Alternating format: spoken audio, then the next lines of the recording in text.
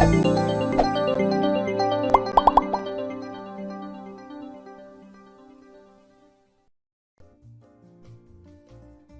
datang kembali di mata kuliah pengukuran dan kualitas perangkat lunak. Kali ini kita ada di bab mengenai software measurement kedua, bagian kedua.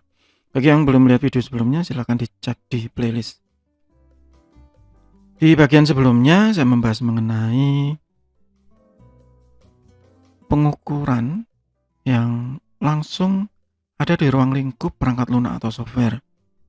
Kemudian di bagian akhir, saya membahas mengenai 3 komponen pokok dalam pengukuran perangkat lunak, yaitu people, product, proses, ya. Nah, sekarang kita bahas satu persatu. Yang pertama adalah produk. Produk di sini ya softwarenya atau perangkat lunaknya. Termasuk di dalamnya apa yang menyertai perangkat lunak tersebut. Misalnya dokumentasi, atau yang lain, misalnya training, tutorial, nah misalnya begitu, itu termasuk dalam satu ruang lingkup produk. Sehingga di dalam produk tadi kita bisa memahami, we examine the product and measure a number of aspects. Misalnya ukuran, size. Ya, ukuran nanti tidak hanya dari ukuran yang sudah ada, bisa juga dari ukuran proses pemrogramannya, misalnya line of code gitu. Berapa banyak baris pemrogramannya, menggunakan apa. Ya. Kemudian bisa juga dari fungsinya yang ditawarkan. Functionality offer. Sama-sama sistem informasi akuntansi. Yang satu menawarkan misalnya jurnal, sama. Ada adjustment, sama. Mencetak laporan, sama. Menangani bidang dagang, sama. Menangani bidang jasa, sama. Tapi yang satu menawarkan fungsi yang sedikit lebih, misalnya multi currency. Nah begitu, jadi bisa menangani rupiah, dolar, yen, ringgit, ya, untuk perusahaan ekspor impor misalnya begitu. Yang satu lagi menawarkan misalnya terintegrasi dengan mobile application, sehingga kalau ngentri nota bisa langsung difoto, kemudian ada OCR-nya, ya, ada pengenalan teksnya, otomatis terinput misalnya begitu. Ya. Kemudian cost, biayanya atau harganya berapa. Itu contoh, ya. Atau mungkin yang lain. Misalnya metode yang digunakan, bahasa pemrograman yang digunakan, jenisnya mobile atau web atau desktop atau semuanya. Tempat penyimpanannya di mana? Apakah bisa di server lokal atau harus pakai cloud atau harus menggunakan server dari vendor misalnya begitu. Pilihan untuk upgrade, ya, itu yang termasuk di dalam produk. Kemudian berikutnya proses. Proses ini jika kita mampu masuk ke dalamnya. Jadi seperti kalau testing ini white box, ya. Jadi tahu pada saat proses pembuatannya. Kalau nggak bisa mengakses ke dalam, ya, maka kalau di testing itu kan black box. Ya, kalau black box ya produk tadi, jadi sudah tahu jadi baru diukur. Kalau ini enggak, pada saat pembuatan pun sudah masuk. Involve analysis of the way a product is developed. Ya, jadi masuk ke dalam proses pembuatan. What life cycle do we use? Ya, pakai apa ini? SDLC, spiral, atau mungkin pakai CMMI misalnya begitu. What deliverable are produced? Nanti jadi apa ini? Apakah installnya instan, ya, jadi taruh saja di server nanti install sendiri ke semua workstation, atau harus manual, atau harus butuh hak akses admin, ya. How can the process help to produce product faster? Ini pakai apa nanti di dalam proses produksi software ini?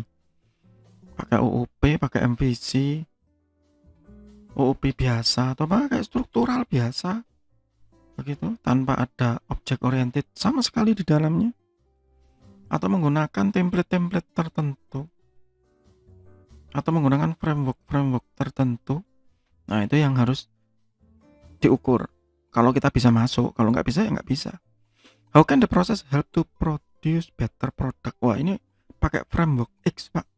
Sehingga nanti line of code-nya jadi lebih pendek, kemudian jauh lebih mudah untuk dimodifikasi, jauh lebih mudah untuk dilacak jika ada bug, ya, dan seterusnya.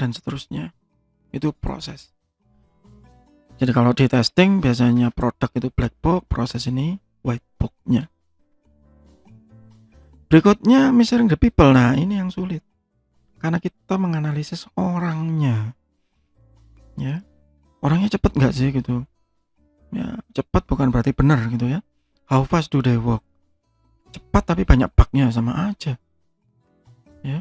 Wah, kalau gitu kita pakai prinsip biar lambat asal selamat. Sama juga.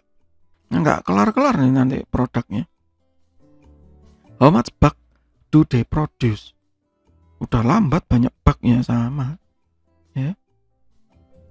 Dan ini sulit. Nah, termasuk ini. Ini yang sudah masuk ke ranah MSDM ya. How many sick days do they take? Nah, ini penyakit ini. Penyakit di banyak tempat software house yang saya yakin kalau Anda yang dari pengelola software house akan jengkel biasanya kok dengan cara-cara seperti ini. Jadi ada beberapa programmer yang ya selalu punya alasan rutin setiap bulan sakit. Ya mungkin perempuan, Pak, gitu. Jadi sakit bulanan. Oh enggak, ini kebanyakan malah laki ya.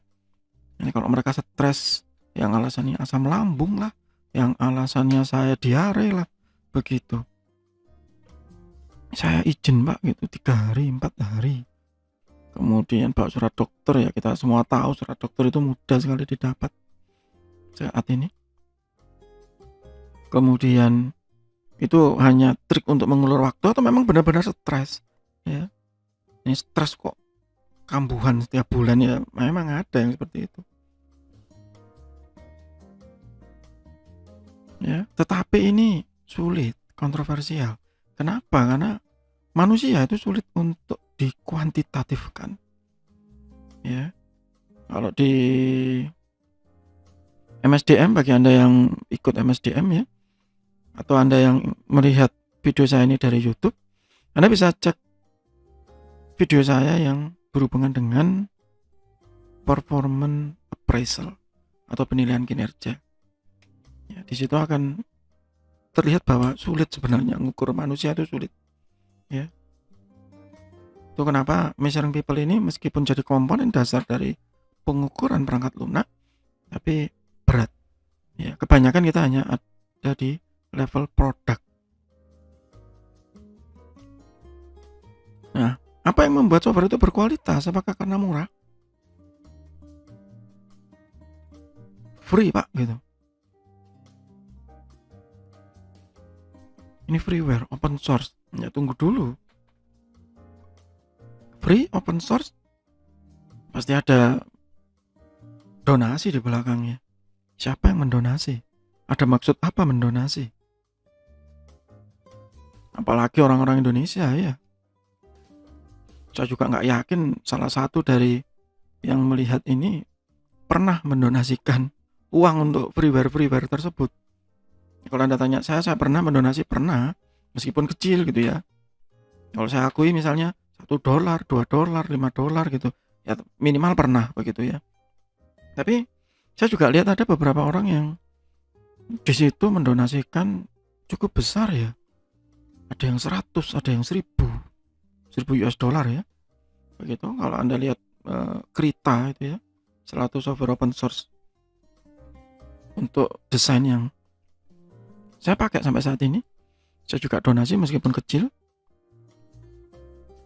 Tapi ada banyak donatur besar di sana. Ya.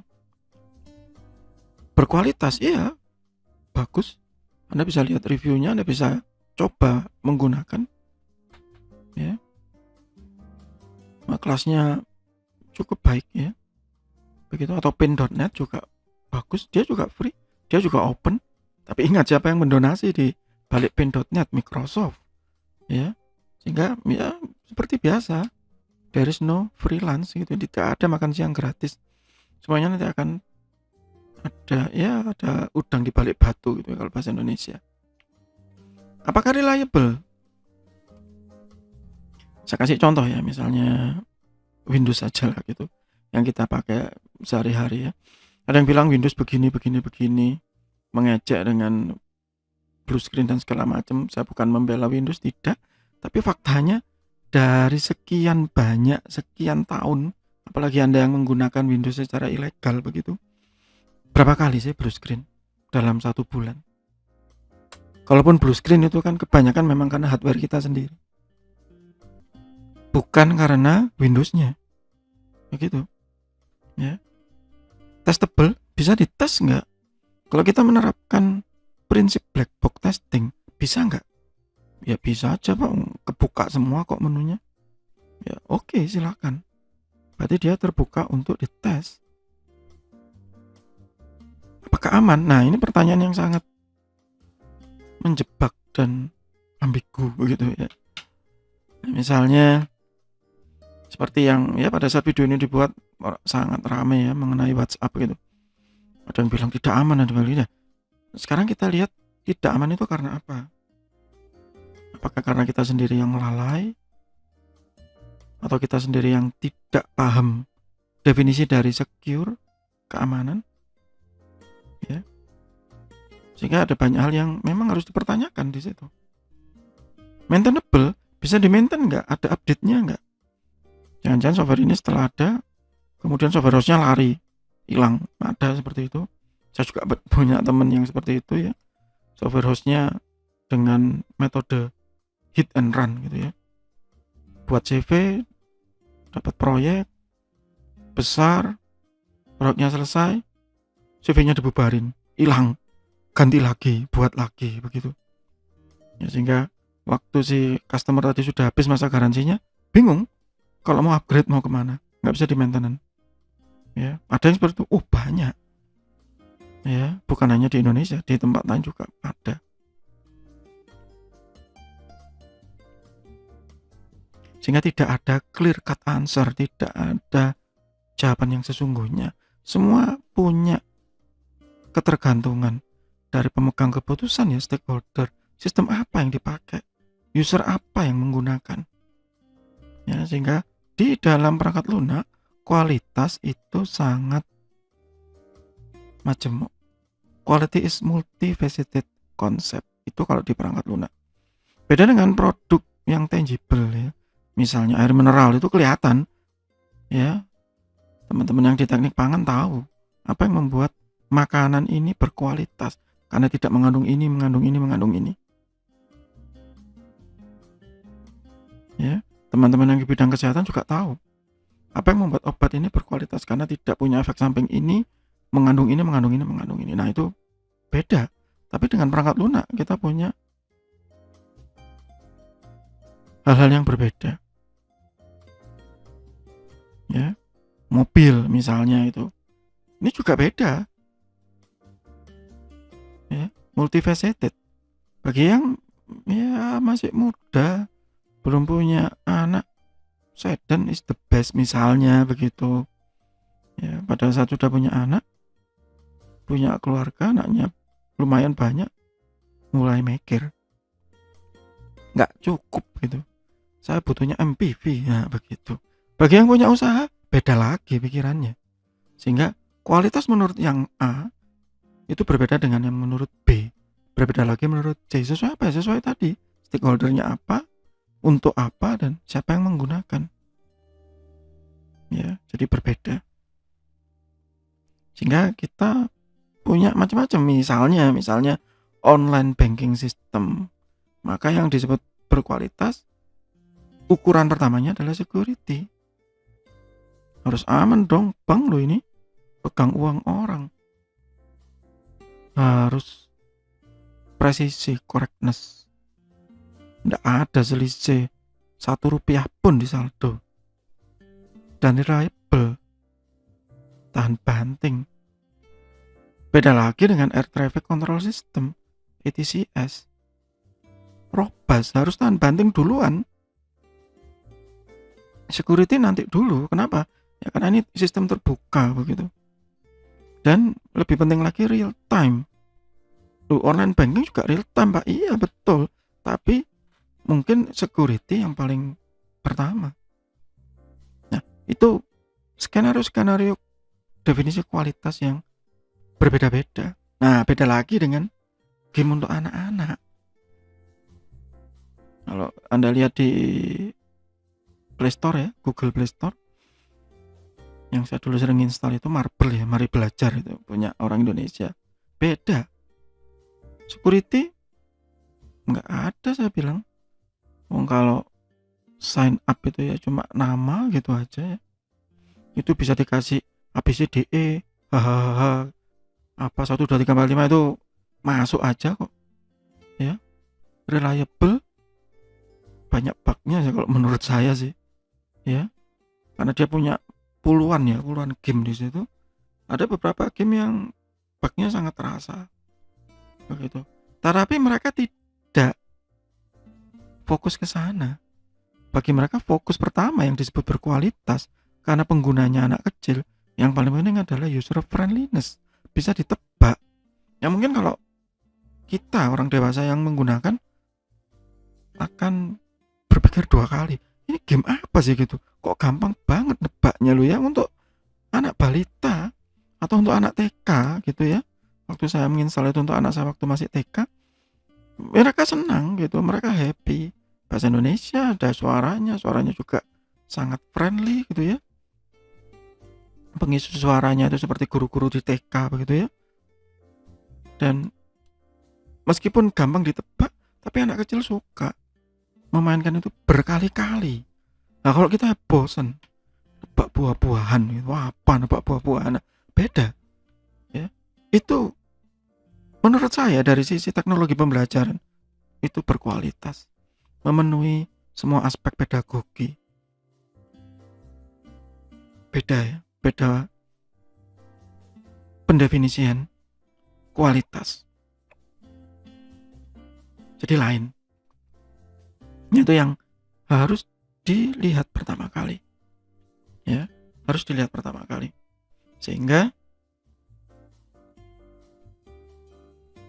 pendefinisian kualitas dan komponen-komponen kualitas di dalam ruang lingkup perangkat lunak itu tidak bisa dipukul rata sekali lagi, dan ini akan saya sebut berkali-kali. Demikian untuk bagian kedua dari bab software measurement ini, masih di mata kuliah pengukuran dan kualitas perangkat lunak. Semoga bermanfaat. Tetap sehat, tetap semangat. Terima kasih.